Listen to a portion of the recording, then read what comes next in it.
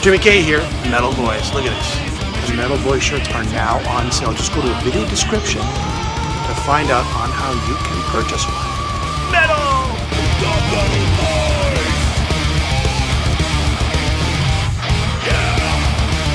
In these crazy times, you need a Metal Boys hat. You pick it up metalboys.com.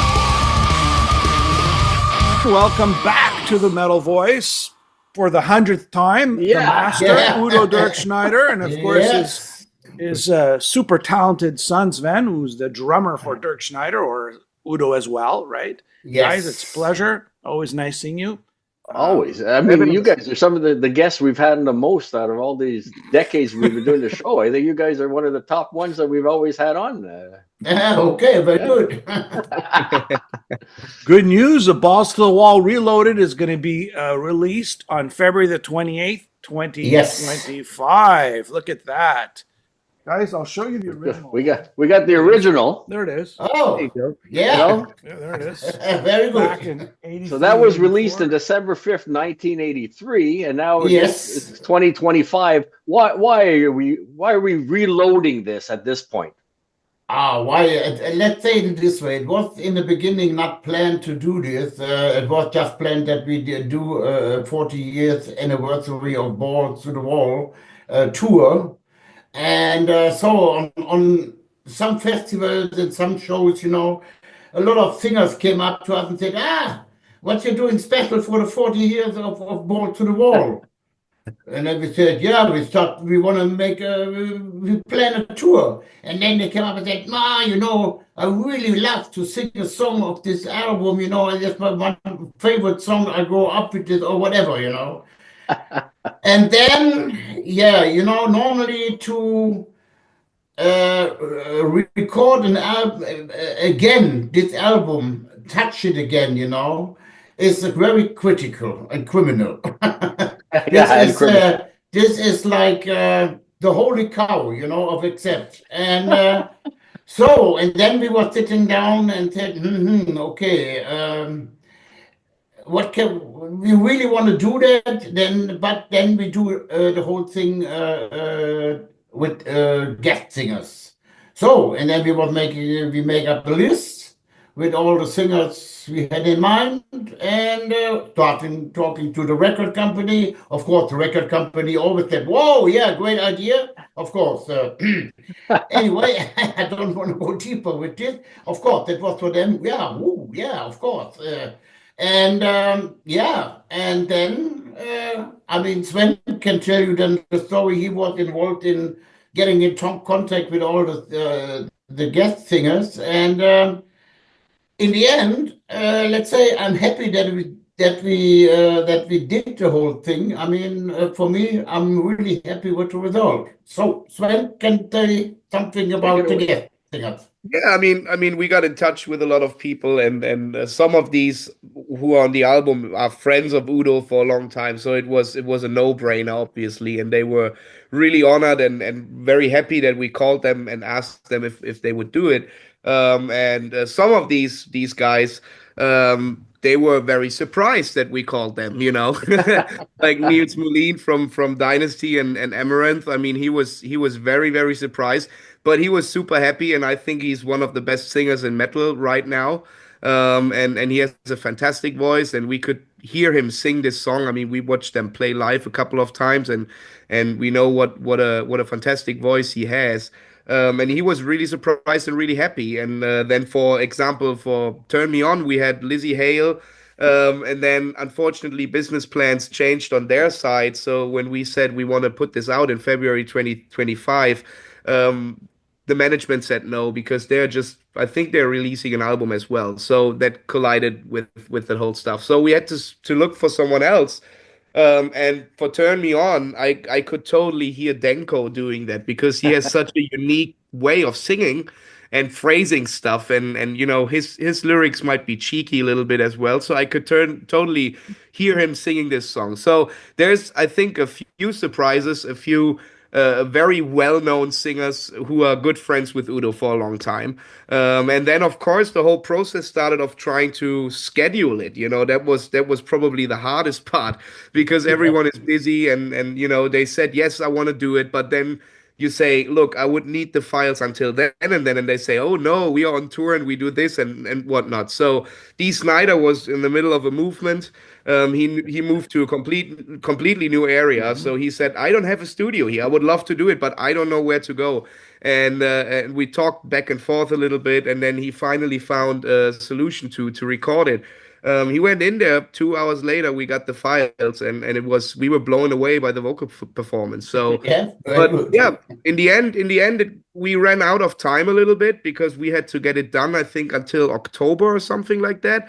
And a few people we had to reorganize basically for Guardian of the Night. We had Joachim Kahns from Hammerfall, but then he was busy as well.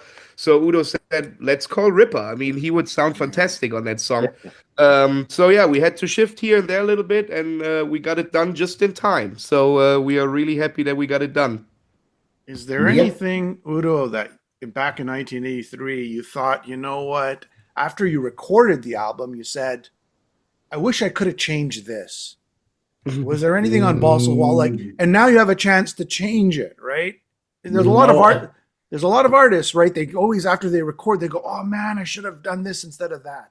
Yeah, be honest. I mean, all the time when an album is out, you know, after a while, you always say, oh, it can make that well, maybe can we do a little bit different.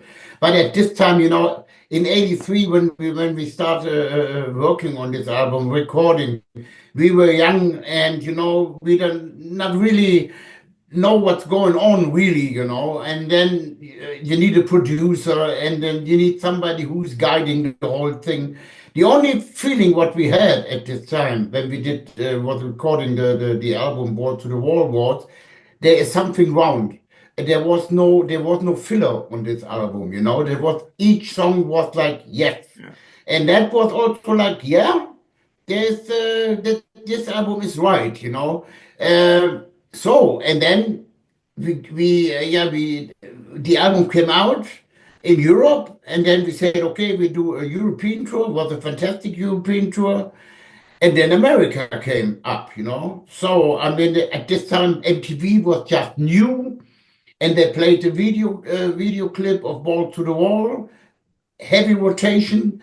We had radio stations overnight, 120, played Ball to the Wall, and start touring with Kiss. What else you can have more, you know? For us, it was like, wow, here we go, you know. And then, in a way, we were staying for 3 years in America, touring back and forwards, you know, with nearly everybody, Mötley Crüe, Ozzy Osbourne, Iron Maiden, Kids, and I don't know, so many bands, you know, and and then of course in between we always was going over again to Europe, and and also now when we was finished with the first part of the American and Canada tour, I mean, we came back to Europe, especially in Germany, and now it was like, wow, we have an international band, you know, wow, they're very famous. Before, Germany was like, yeah, okay, you know, you're a German band, you know, a little German band. What the same happened with Scorpions. I mean, they had the same story. And so, and then we became international worldwide success band, you know, and so, I mean, that was the story of Ball to the Wall, you know. I mean, when we did the album in a studio, nobody really expect a big success with this album, you know. I have my ball. I have my balls to my wall right here. Yeah. I put it there just for you guys. Yeah. So, what? Like, okay, you pose for this picture, right? Udo, you're the only one without your shirt. You have your shirt on. Yeah, I mean, you know, I have to what keep was the feeling like when you posed for this picture? But I have to. That was the management. I have to keep my image, you know, camouflage. That's the thing, you know. Yeah, that's the thing, you know. So. Okay. No, now, I mean, you know, go ahead. I'm listening to this album Reloaded, and the music-wise, I find it's more of UDO sound compared to Accept. Was that conscious or? I don't know. I mean, we had people working on this, like Stefan Kaufmann, who recorded the drums, who is the original drummer of Accept. So we worked together on this, and we got together with my drum tech and told him what we want to aim for sound wise. And I think that we are very close to the original with the modern sound, obviously, because there's modern technology. But we spent a lot of time getting to that point where you think, okay, the toms are modern, yeah, of course, but they still go into that vibe of that time. And obviously, I mean, if we record an album with people that work for us as a producing team, which I think they did a fantastic job, that was a hell of a job getting all these tracks together by the different singers, because you get it from a million different studios and they sound completely different. So that was a big task, and they did a fantastic job on that.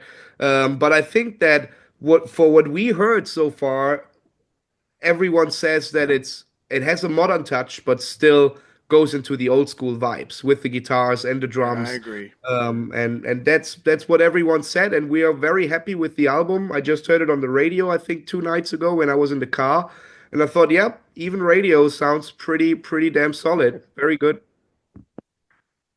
You know, Sven, let me ask you something. When were you born? 93.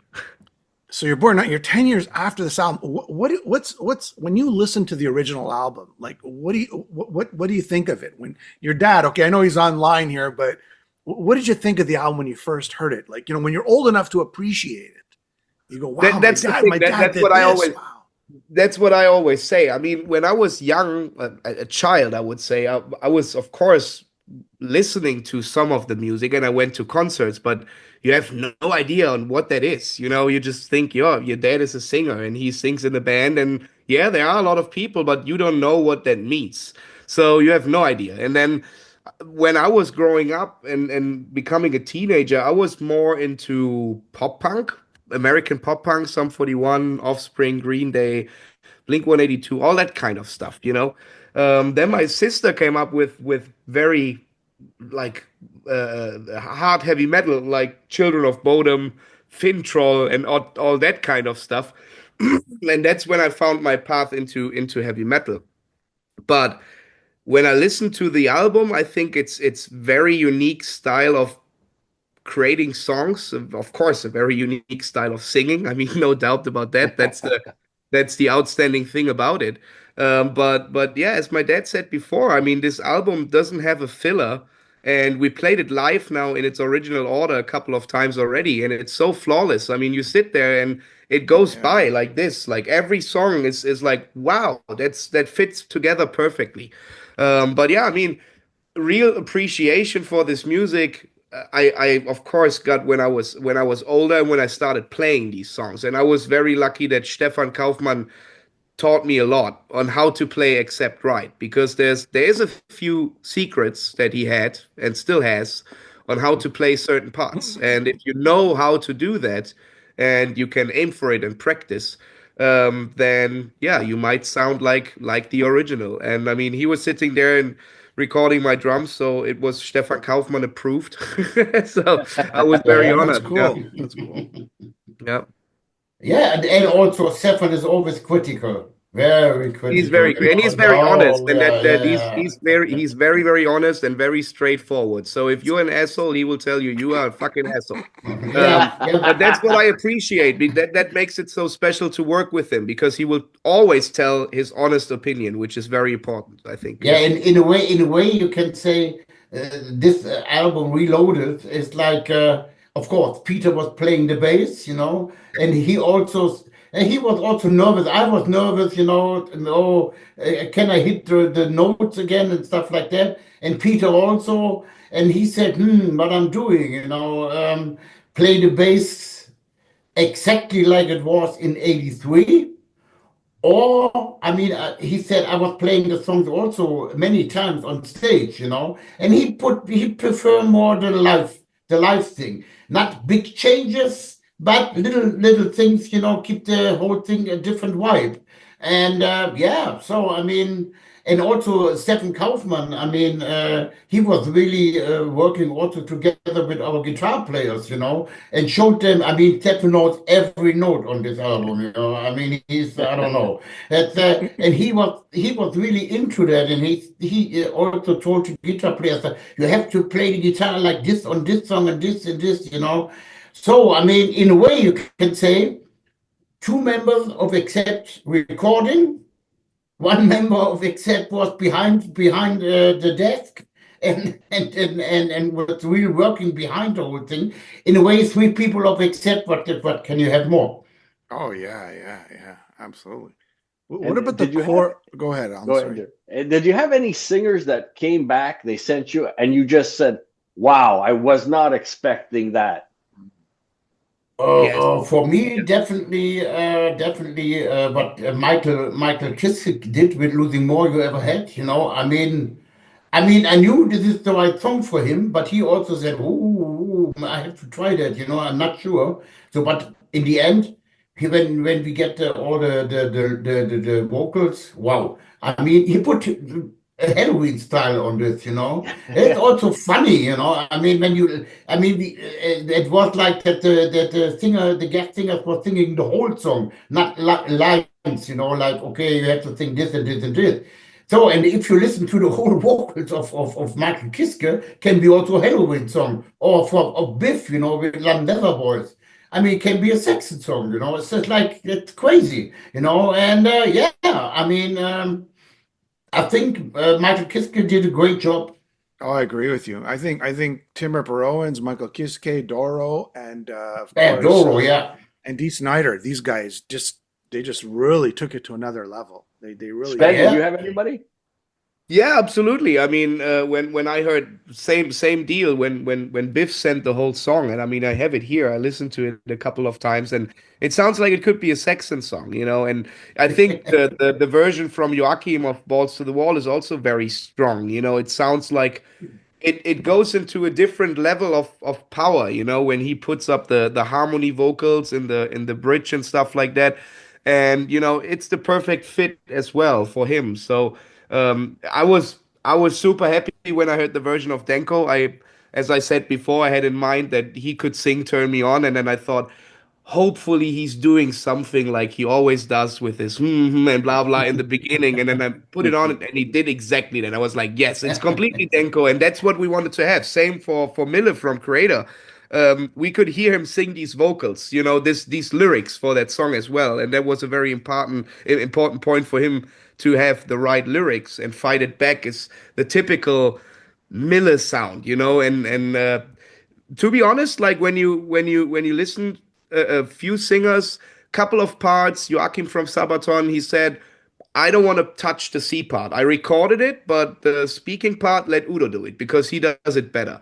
And same was with Miller. He recorded the first verse a little lower, in his voice, and he said, nah, let's don't do that. And we totally agree because we wanted to have the charismatics of these people, we wanted to have their characters in there. I wanted to have that Miller sound on Fight It Back, and Michael Kiske said, wow, this song is with me forever. I listened to that when I was young, and now I get to record it. As my dad said, he needs to try if it fits his voice, but I mean, he did a fantastic job. And Losers and Winners, I mean, super strong vocal performance by D. Doro spent a whole night in the studio because she wanted to get absolutely perfect, and we really appreciate it. We just been with her recording a music video in the deepest snow in where is that? It's what do you say? Austria, like somewhere in the middle. We call it Südtirol, and it was super freaking cold, and they had to sit outside for 4 hours in the cold rooms, and she did a brilliant job and absolutely. Yeah, metal queen warrior, I would say. I mean, it's fantastic, and we had a lot of fun. Udo, when you recorded Balls to the Wall originally, that midsection, the chorus and the speaking part, I mean, what do you remember from that? Like when you were in the studio? Maybe I told you this story already. Oh, maybe you did. Maybe you did. Yeah. Yeah, but Balls to the Wall. No, the only thing was what was clear was like ball through the wall, like the chorus. The rest, nobody really knows, what you are doing with this, And then one night, I was in the studio together with Stefan Kaufmann. I was, we'll say, quite drunk, and then we start recording the vocals for balls, like the verses and the middle part, and then we had a lot of fun. But and that's it, And then the next day, everybody came into the studio, also Austin, the producer, and said, "Wow, this fits perfectly." I said, "Yeah, thank you very much. We had a great night." So, and that's it. That was it. Did Gabby hand you the lyrics for like write her a lovely letter, and you're looking at this and you're going, what is she talking about? Yeah, I mean, Gabby was involved in writing the lyrics for this album. I mean, at this time, I would say I'm still not 100% in English, but at this time, I mean, it was better that she came up with the lyrics, and she was much better in writing in English, Singing was a different thing. Okay, we had the Lou Austin sitting there, and he said, "You have to do it like this and this in this way." But writing the lyrics, that was, I think, the best thing what was happened, that Gabby was writing the lyrics. Did you ever get confused with what the lyrics she was writing? Because as we are listeners, me and Alan were going, what is she saying here? Oh, let's say this album had a lot of things to do with her, maybe, I don't know, dreams or whatever about sexuality, There's a lot of I stuff. remember that I mean, when we set the plan in stone that we were gonna re-record it and go on tour with it, you said for Turn Me On, I definitely will not sing, but here is no lamp. that was wrong, completely wrong. I know you would like some light, but here's no lamp. You said I definitely will not sing this. Completely wrong. But anyway, I mean, let's say for example, I mean, also like Love Child at this time, that was 83, There is like another woman, I don't know, I'm a woman or a man, I mean, now in 2025, I mean, this is normal, that people talking about it. But at this time, I mean, that was like, what that means, It's the same what the Scorpions did with She's a Woman, She's a Man, or whatever they call it. And also like that was with Love Child the same, or for example with London Leather Boys. Everybody was talking about, oh, this is a gay metal band from Germany coming up, It has nothing to do with gay metal. London Leather Boys, the title came up from a leather store in London where we was buying leather for the stage, So I tell you, some things I was getting wrong, also with the cover of Balls, with this leg, and it was, but the whole marketing, I mean, be honest, Gabby did a great job on this. That was the whole idea, marketing-wise, that was Gabby, and she did a great job. And that's what differentiated you guys from everybody else, right? I mean, the lyrics, you really had to pay attention, and they were a little vague. You weren't sure. The album cover, you're like, okay, this is really different. So that's what I liked about it, except back then, definitely. It was not the norm. It was far from being the norm.